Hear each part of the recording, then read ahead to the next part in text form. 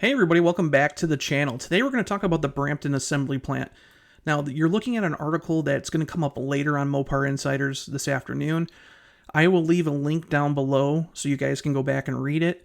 It won't be active until the article goes live at 3 p.m. Eastern Time. So if you click on it now, you probably won't be able to see the article, but we're not going to go through the article so much because I want to talk about what's going on at Brampton. I've been getting emails, tons of stuff on the live stream about what the heck is going on at Brampton. Are they building the Compass? Are they not building the Compass? Are they going to sell the plant? There's been tons of rumors about what the heck is going on. Well, last night I got an email from one of my friends that works at, well, let's just say it's Brampton, and they're a Unifor member, obviously, and Unifor released a statement about what's going on at Brampton. And the statement was kind of funny because I was going through it, and it's like 2 pages long. And MoparInsiders, one of my articles, is posted on there as a reference. And we're going to read that statement. The reason why is because they misquoted me. I was quoting Stellantis CFO, Doug Osterman, and whoever wrote the statement put not only Osterman's comments in there, but included my comments as his quote. So I wrote to the local office that put the statement out and asked them for a redaction because obviously I want to protect my automotive and journalist integrity. But I want to make sure that Osterman's quote's right. So I was actually quoting him off of an article off the Globe and Mail. And if we go to the article, you can see, I'll go all the way down to the bottom. You can see Globe and Mail there, and then one of the quotes here, Globe and Mail. But they basically misquoted me on this part here. So basically, what I said was Osterman was candid. Then I went to his actual quote. He said, some suppliers who have access capacity in the United States may be able to switch relatively quickly, and other suppliers will take much longer. So there's a whole range there of timelines, but we have some clear strategies that can improve the situation. End quote. But they included the next sentence, and the next sentence is my sentence. So I put, those strategies include halting the import of certain models, idling select Mexican assembly lines, and delaying retooling efforts at the Stellantis idled Brampton Assembly Plant in Ontario. So what I meant by that was the imports of certain models. Obviously, we know the Dodge Hornet is built in Italy. Alfa Romeos are all built in Italy. Maseratis are all built in Italy. So there's a lot of things that they can halt that are imports. Then we look at the Mexican assembly lines. Toluca has been down for a while now because of the tariffs. They're going to go back. I think they might have started production back. I have to check. But they were down for a while because of the tariff stuff. The Saltillo truck plant's been going, but not Toluca. So, with that being said, that's what I meant by the select Mexican assembly lines, because obviously there's multiple assembly lines in Mexico. Then we talked about the delaying the retooling efforts at Stellantis' idled Brampton Assembly. Well, again, at the time, and it's still going on, that the plant's been idled. So that's what I meant. But they put it in Osterman's actual quote and made it sound like he said that. So again, I wrote to them. Hopefully I hear something, but I wanted to get this video out this morning because later today I'm going to do a live stream, hopefully if everything goes according to plan, because I'm going to go test drive a Dodge Charger Daytona that I'm looking at purchasing. So I didn't want the videos to kind of cross. So that's why you're seeing this video before the article comes out on MoparInsiders. So hopefully they fix that. I sent them a whole thing with the actual Globe and Mail article on top of mine and all that stuff, so hopefully they fix it. But we are going to read the actual statement from Unifor. And again, I'll go through what's wrong about it, but let's take and dive into it. Okay, so I have friends at Brampton, I have friends at Windsor, and I was able to get this statement, get my hands on the statement that was issued yesterday. So here it goes. This is basically an update for Brampton in May of 2025. It says, as you are aware, at the meeting with Unifor on February 20th, 2025, the company which means Stellantis, announced a minimum 2-month pause of the Brampton Assembly Plant retool. The company said that they needed to reassess the powertrain to ensure that they are building vehicles that North American customers want.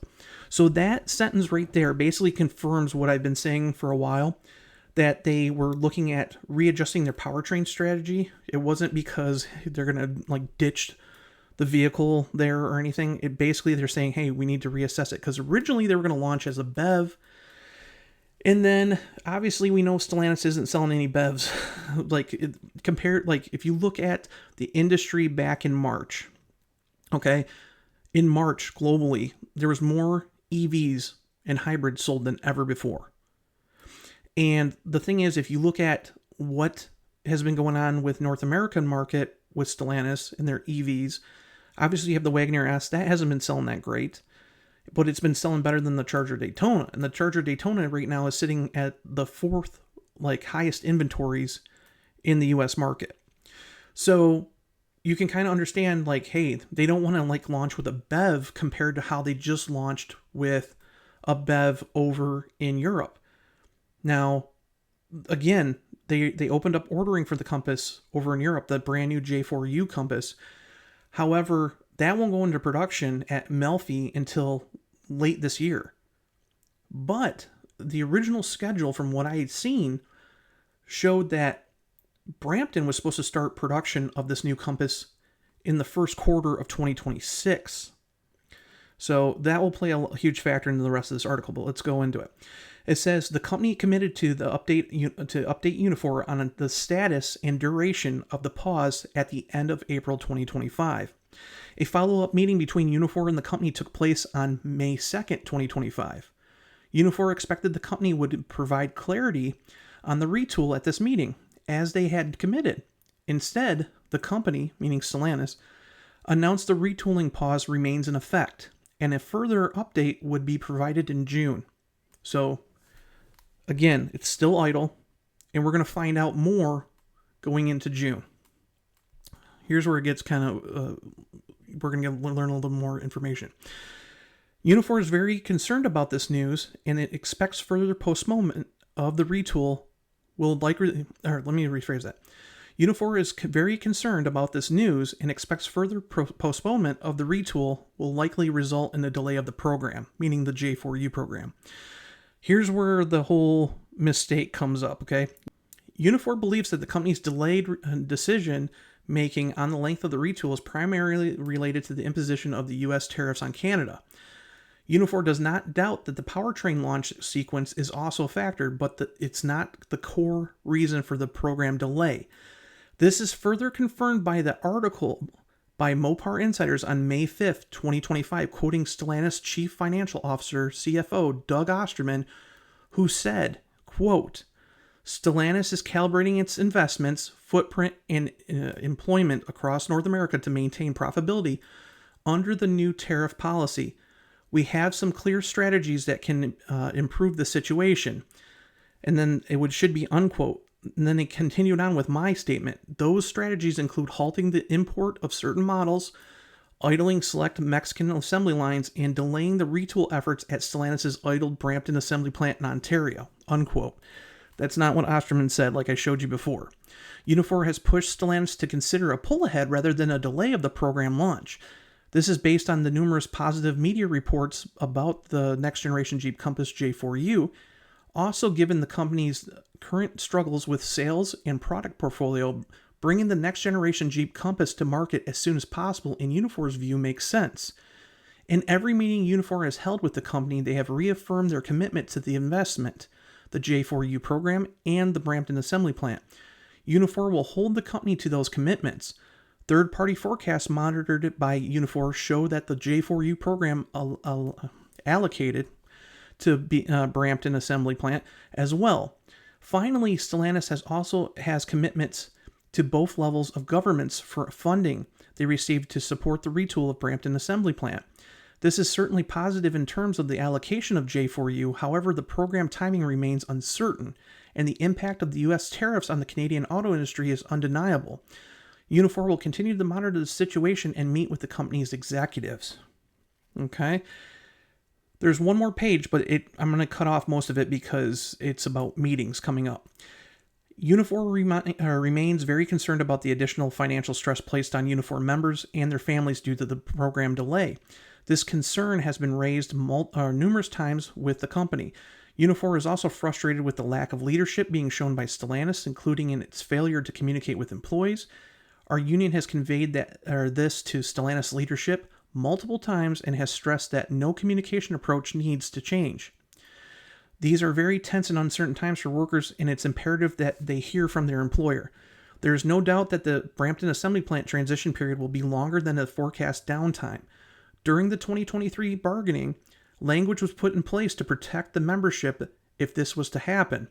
Should the period extend beyond 24 months, the company and union will meet in advance to discuss extending the EV transitions special protections agreement. Now, I don't know anything about that because I don't follow all the in-depth steps of Unifor, so I'm gonna have to do some digging, but that's what it is. But you can see that they changed the whole, like, Osterman's quote completely to make it sound like he said what I had said.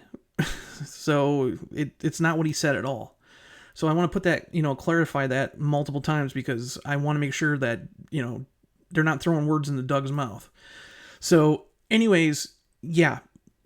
Do we know anything new about Brampton?